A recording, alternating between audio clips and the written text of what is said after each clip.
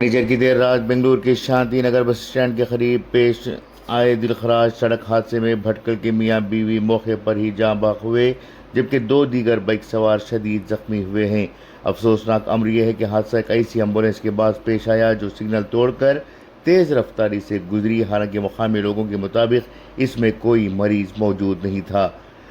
عینی شاہدین کے مطابق بھٹکل کے رہائشی اسماعیل نتھردا باپو جن کی عمر 40 اور اپنی اہلیہ سمین بانو قاسم جی 32 کے ساتھ موٹر بائک پر سدھام نگر کی جانب جا رہے تھے کہ KH جنکشن پر سگنل سرخ ہونے پر جب وہ رکے تو اچانک ایک تیز رفتار ایمبولینس نے پیچھے سے ان کی بائک سمیت دو دیگر بائک کو ٹکر مار دی۔ بتایا جا رہا ہے کہ ایمبولینس کی ایک بائک کو گھسیٹتے ہوئے کافی دور تک گئی اور آخرکار ایک سگنل کنٹرول پوائنٹ پر ٹکرا کر رک گئی۔ حادثے کے فوراً بعد مقامی لوگوں نے زخمیوں کی مدد کے لیے دوڑ پڑے، مگر دونوں میاں بیوی جاں بر نہ ہو سکے۔ البتہ دیگر دو زخمی بائک سواروں کو بنگلور کے اسپتال میں داخل کیا گیا ہے۔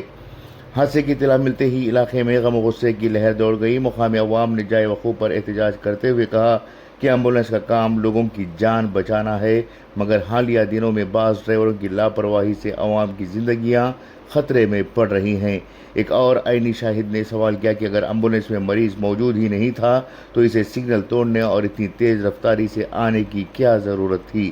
عوام نے انتظامیہ سے مطالبہ کیا ہے کہ ایسے غیر ذمہ دارانہ ڈرائیور کے خلاف سخت کارروائی کی جائے اور ایمبولینس کے غلط استعمال کو روکا جائے۔ بتایا گیا ہے کہ حادثے کے فوری بعد ڈرائیور موقع سے فرار ہوا، تاہم اتوار صبح پولیس نے اسے اپنی تحویل میں لیا ہے۔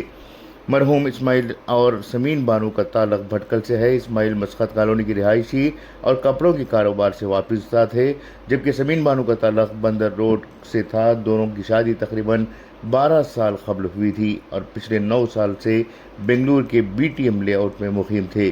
ان کے 3 بچے جن کی عمر 4، 7 اور 10 سال ہیں، دونوں بیٹیاں اور ایک بیٹا، جو اب والدین کی شفقت سے محروم ہو گئے اور وہ یتیم ہو گئے ہیں۔